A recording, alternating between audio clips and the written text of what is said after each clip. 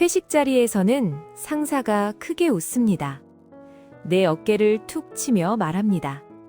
요즘 일 잘하네? 분위기도 맞추고 농담도 합니다. 팀원 모두가 보는 앞에서 칭찬을 아끼지 않습니다. 그 순간 기분이 좋아집니다. 이 사람 나를 좁혀보는구나. 그런데 다음 날 회의실에서 단둘이 마주칩니다. 상사는 표정이 다르고 말수가 확 줄어들었습니다. 눈도 마주치지 않습니다. 어제의 그 따뜻함이 어디 갔는지 모르겠습니다. 뭔가 이상합니다. 왜 이런 일이 생기는 걸까요? 이런 경험 한 번쯤 있으셨나요? 회식에서는 그렇게 친절했는데 왜 오늘은 사람이 달라진 것 같지? 내가 뭔가 실수를 했나? 어제 했던 말 중에 잘못된 게 있었나? 아니면 원래 나를 좋게 보지 않는 건가? 이런 생각이 하루 종일 머릿속에 맴돕니다. 집에 돌아와서도 그 표정이 떠오릅니다. 많은 사람들이 이 상황에서 자기 자신을 먼저 의심합니다. 내가 뭔가 잘못한 게 있겠지. 하지만 실제 심리는 다릅니다. 이 행동은 여러분의 문제가 아닙니다.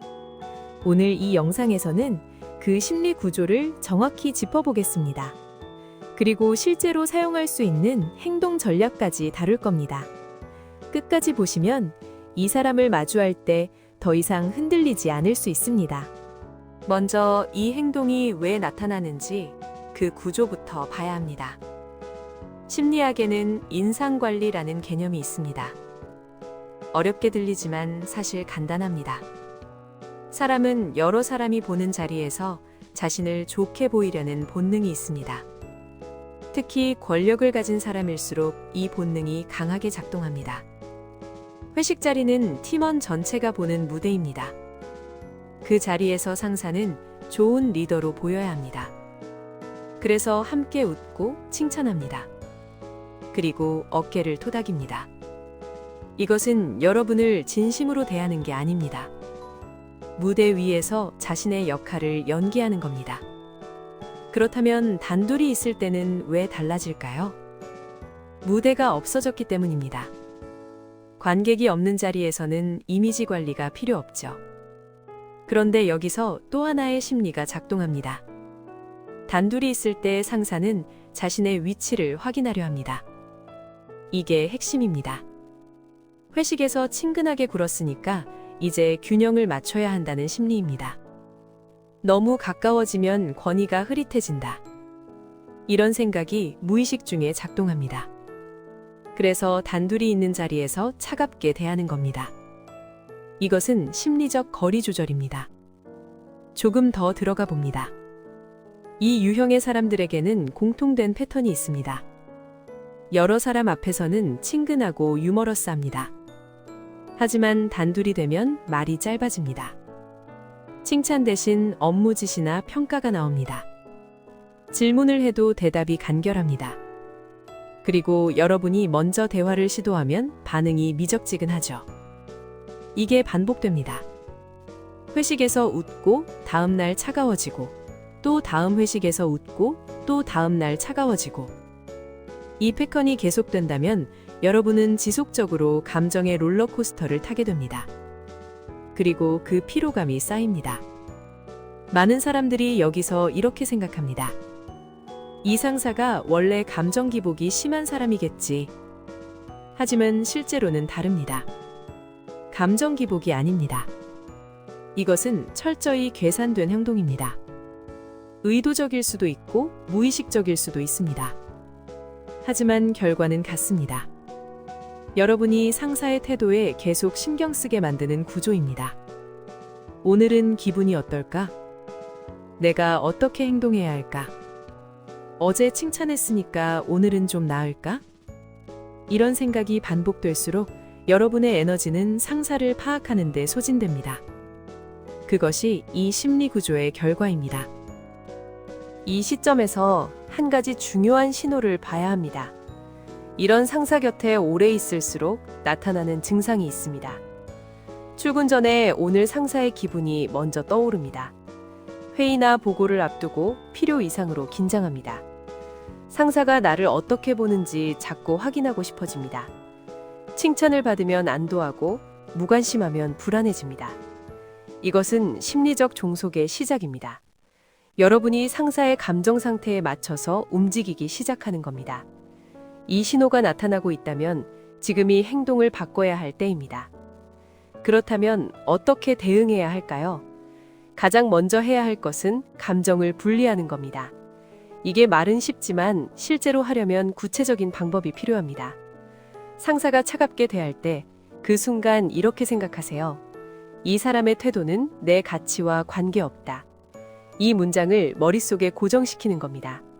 상사가 차갑게 대하는 이유는 여러분이 부족해서가 아닙니다. 그 사람의 내면 구조가 그렇게 작동하는 겁니다. 여러분은 그 구조의 대상일 뿐입니다.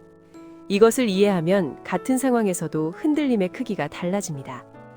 두 번째는 반응의 크기를 줄이는 겁니다.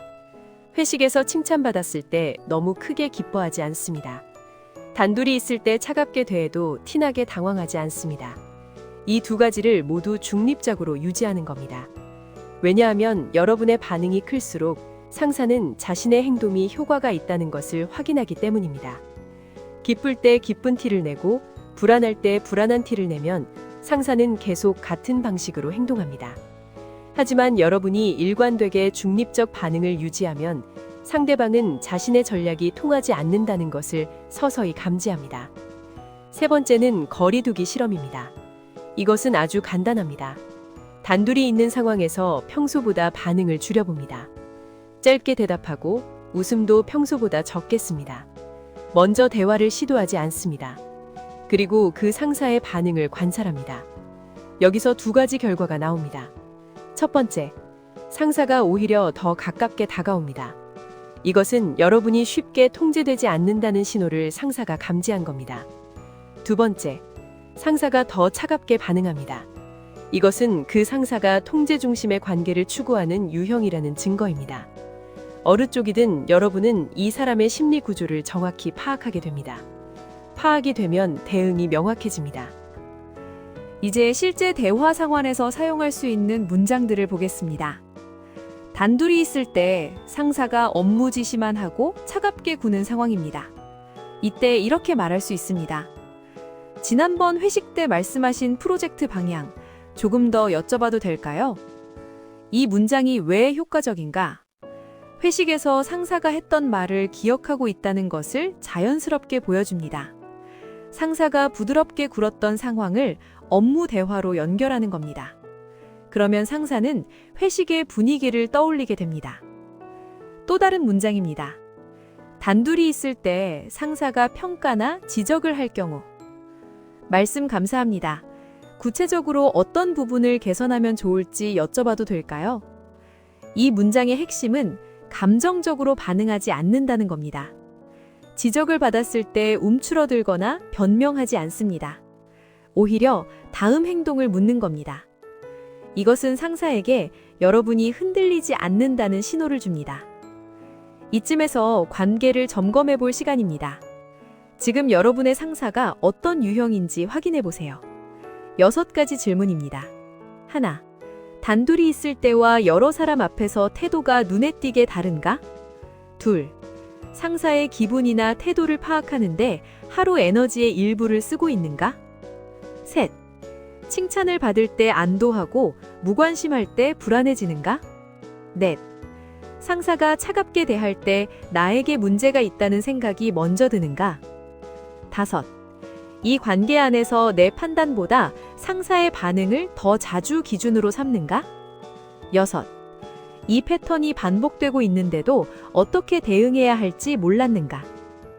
3가지 이상이 해당된다면 지금 여러분은 심리적으로 영향을 받고 있는 상태입니다. 이것은 여러분의 약함이 아닙니다.